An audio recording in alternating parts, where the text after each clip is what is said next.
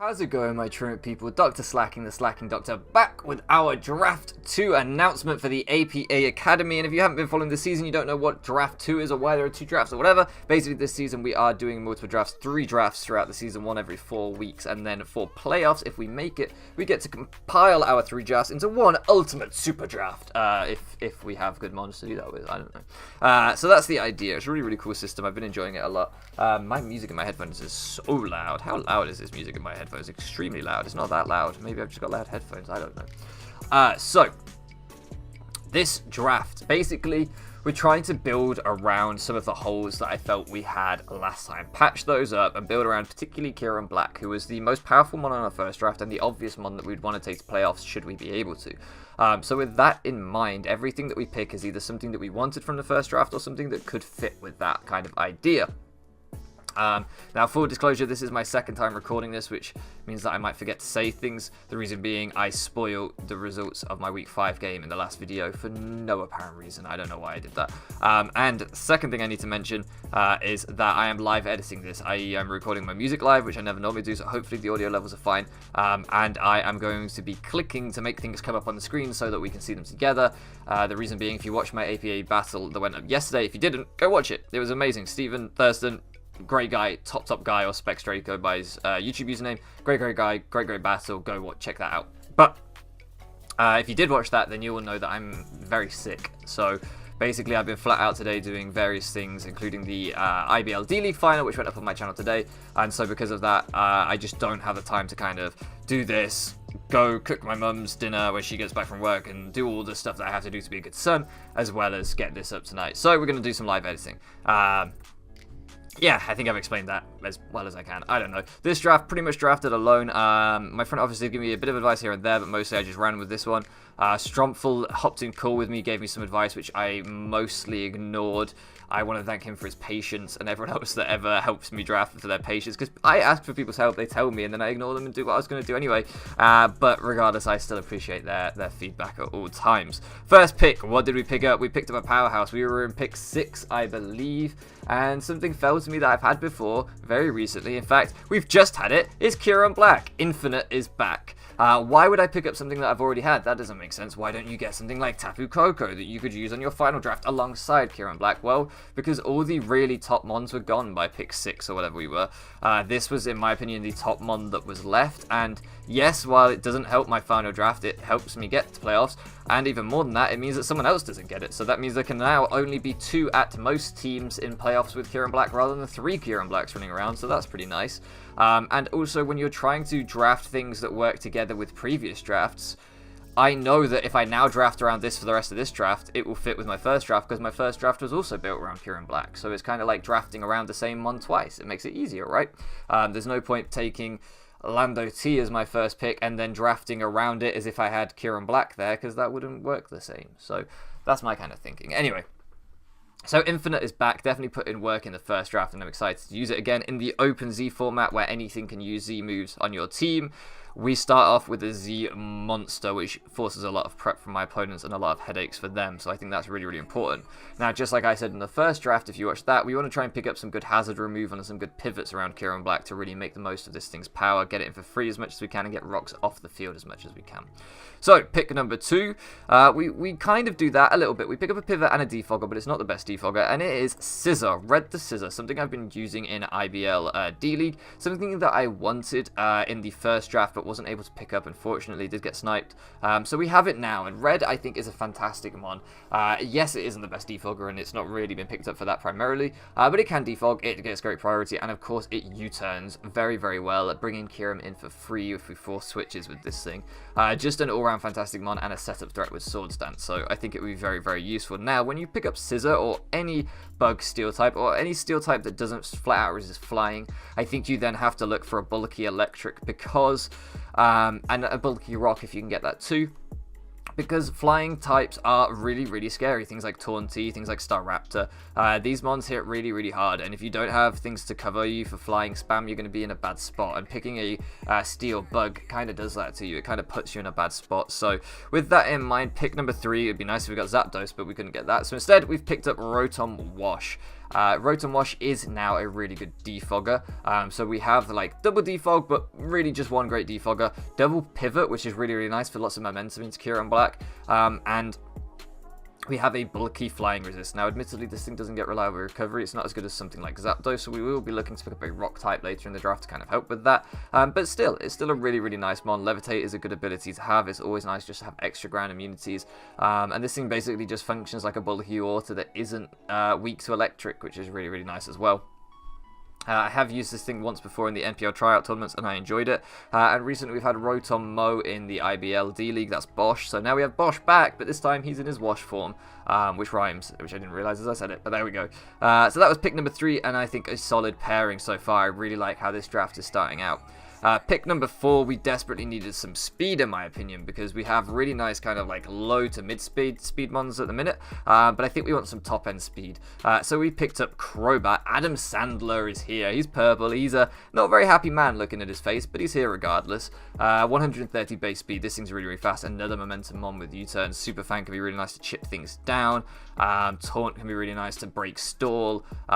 So yeah, at the minute stall doesn't have much of a matchup against us with Kyurem Black, Scissor, and this. Being able to set up just raw break and then taunt and stuff. So really, really cool mon. Reliable recovery of course, and roost, making it actually quite bulky, because fast mons that can roost are bulkier than people realize. So generally really cool mon, and one that I'm excited to try out. I've only ever used it mocking for other people before, so I'm excited to have it on the draft myself this time. And of course, crucially, a third defogger to get rocks off the field for Kyurem. We have some fantastic defog options at this point in the draft.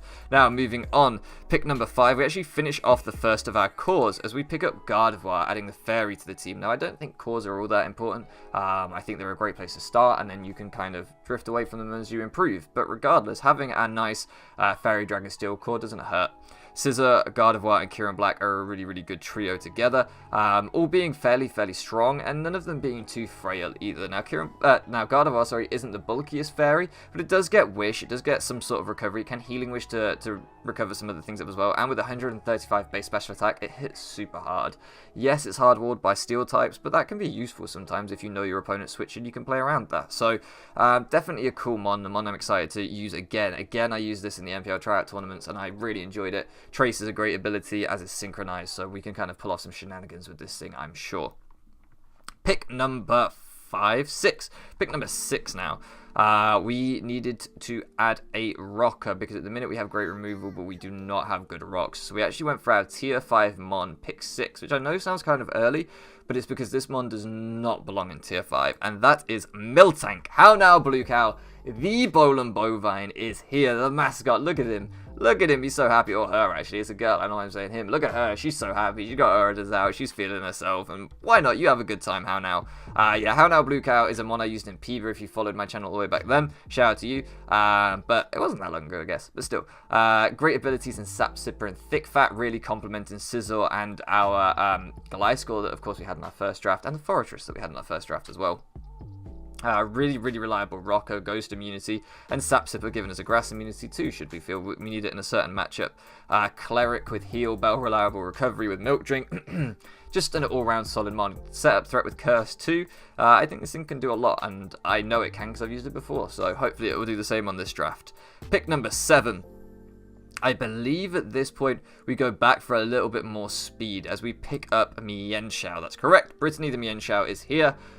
This thing's been really, really fun in the first 4 weeks. We've brought it twice. Once banded Reckless, and it managed to guarantee it managed to pick up the Oko and the Komodo. That was pretty Oko and the Komodo. That's hard to say. That was pretty scary in that week 1 battle. Then we brought a Scarf set week 3, sorry. And unfortunately, Silver got the double protect to stop us from winning that game. Otherwise, again, Mienshao would have just cleaned up that game. So I thought this mon was really, really fun to use in the first draft, and I'm hoping it'll be just as much fun to use in this second draft. Great speed tier, another great pivot. This team has so much momentum. And another breaker if you want to use it, banded Reckless again, which maybe we won't, but who knows. Regenerator, of course, being another great ability in the back if we decide to run it that way, although we haven't been so far. Pick number 8. I believe here we go for our Mega, as we pick up another Flying Resist in Mega Tyranitar. Now, if you've been following the NPL Minors season, then you'll know I've been using Barney, the Tyranitar over there. Well, now we have Mega Barney. Mega Barney is here to Pursuit Trap things, to get rocks up, to set Sand. Now, obviously, we don't have any Sand abusers so far, and spoilers, we don't pick up any Sand abusers, but that's because I don't really feel like we need them. This isn't a Sand draft, this is just a draft that happens to have Mega Tyranitar on it. Yes, Sand does chip down a lot of our team, but it isn't the end of the world. It's not going to hurt too much, as this is a fairly offensive draft. It'll hurt my opponents more than me, I think. Yeah, I think it can do work. It does give us a really good flying resist. It does give us another really good rocker. So now not only do we have two great removers and one okay remover, but we also have two great rockers, and I feel like that's kind of crucial on a draft. So I'm really, really happy with that. Yeah, I think Barney can do work, and I'm very optimistic about using it. Very versatile mod as well, because it is so tanky, but also so strong. You can run it defensive or set up an offensive. It's really up to you. Pick number 9 now, getting towards the end of the draft, and I believe that we actually picked up a bit of a powerhouse late on here, as we picked up Shaman. That's correct. Hodgehog the Shaman is here. Now, I say powerhouse, maybe that's an overstatement, but I do think Shaman is really, really good. One of the better grass types in the format. Second healing Wishmon, which is pretty cool.